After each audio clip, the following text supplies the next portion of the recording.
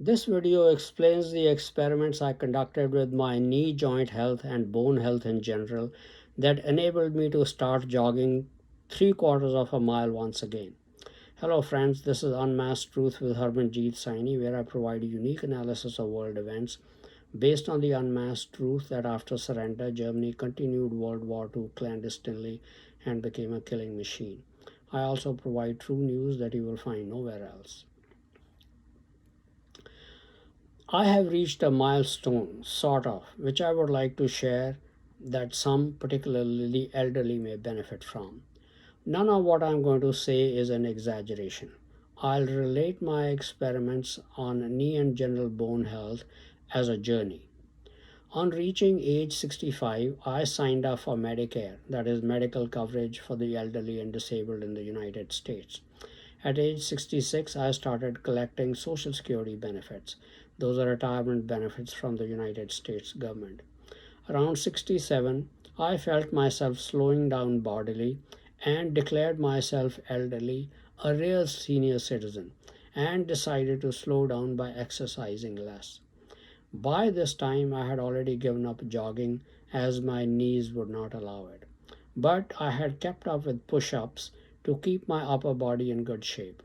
As I said, after reaching age 67, I slowed down, gave up push ups, but just stretched my upper body a little and did freehand curls for arms. Within about 4 to 6 months, I saw my arms and legs become thin and felt my bone density declining.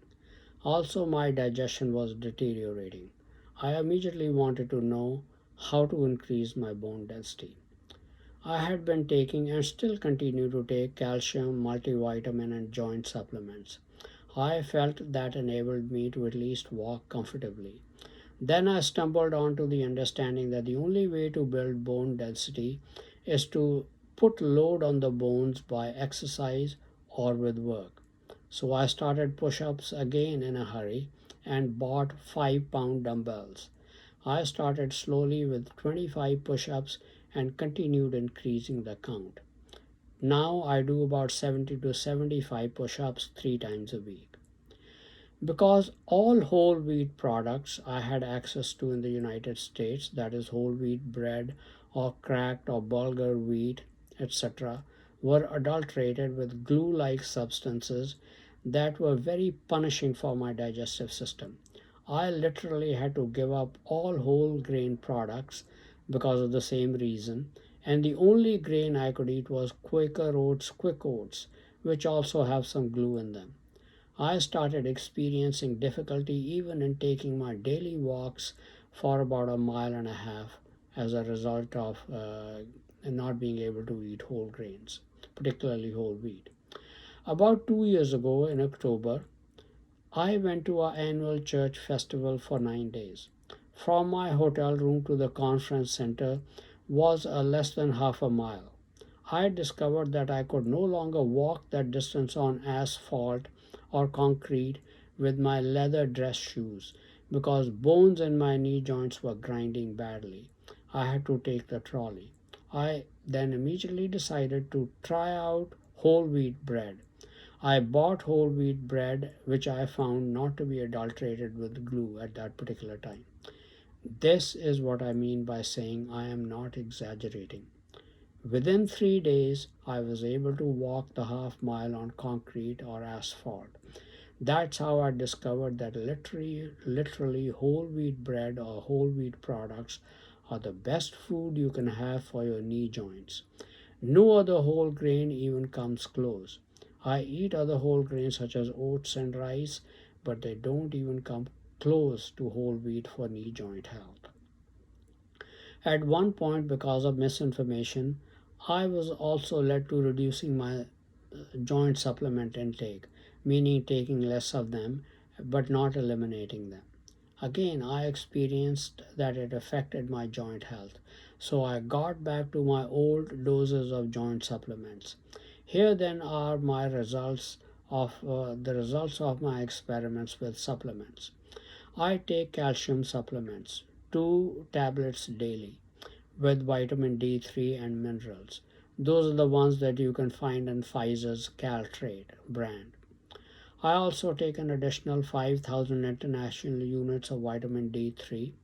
Then I sunbathe about 25 to 30 minutes at least 3 times a week.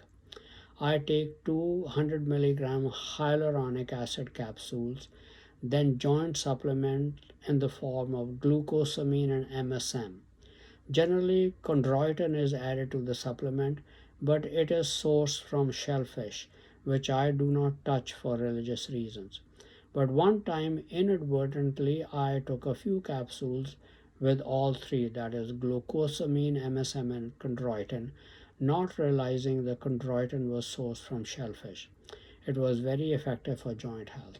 But in all good conscience, I must state that I will never have any product containing shellfish. So obviously, I gave up that product. So I take only joint supplement in the form of glucosamine and MSM. Another product which I used to have for joint health is 4 milligrams of astaxanthin. Unfortunately, it's available only in the form of soft gels, which is difficult for me to digest because of the oil base. If I can again obtain astaxanthin in capsule form, I will jump at the chance of getting it. I feel these supplements are equally instrumental in improving my joint health as have whole wheat products been. Now for the extraordinary positive results. About 6 to 7 months ago, because I was still getting reasonably good whole wheat bread, I felt I should try jogging again. I did not want my legs to become two short, thin stilts on which my upper body is set up.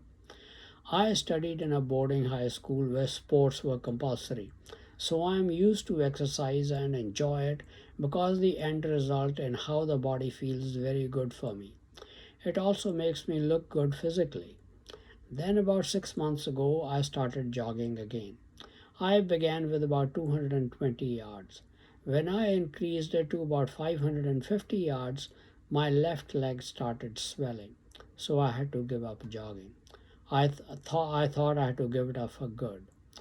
I could still walk, but after 6 weeks, when the swelling subsided, I decided to try jogging again, but increasing it slowly this time. I started with 100 yards. Again, I took it up to about 600 yards in about a month. My left leg again started swelling, so I had to lay off jogging once again. I felt I should be satisfied with being able to walk comfortably. But after about 6 weeks, I decided to start jogging the third time, but increasing it at an even slower pace. So my goal was to reach half a mile. I am thrilled to report that I reached that goal about 2 months ago. I thanked God and I was happy to keep doing that for the next decade at least. But then I decided to slowly push myself further. Now I'm thrilled to report that I have reached the goal of jogging 3/4 of a mile for 3 days a week. The other 3 days I do my 70 to 75 push ups and a lot of other abdomen muscles and biceps and forearm and other muscle building exercises for a total of 25 to 30 minutes. These 3 days I also walk for 20 to 25 minutes after exercising. I take Saturdays off from all exercise. My legs are no longer swelling because of jogging. Knees feel absolutely fine. I am going to try and push my jogging to 1 mile. I remember the milestone I mentioned in the beginning, the real milestone.